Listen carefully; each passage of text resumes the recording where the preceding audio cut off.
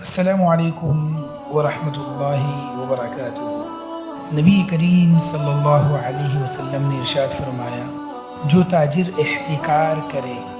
یعنی غلہ وغیرہ ضروریات زندگی کا ذخیرہ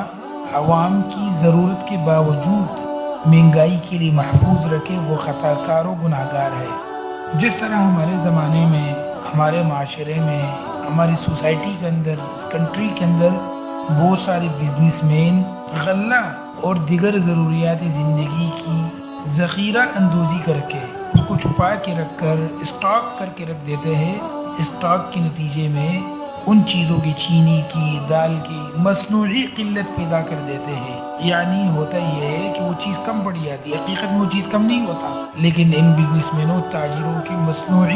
انہوں نے مصنوعی ان کے اندر قلت پیدا کر دی ہوتی ہے، جس کے نتیجے میں مہنگائی اور گرانی بڑھ جاتی ہے، اور عام صارفین،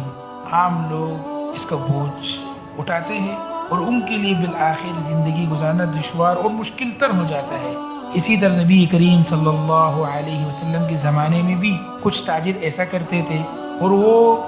تاجر یہ سمجھتے تھے کہ اس کے اندر کوئی برائی نہیں ہے، لیکن رسول اللہ صلی اللہ علیہ وسلم نے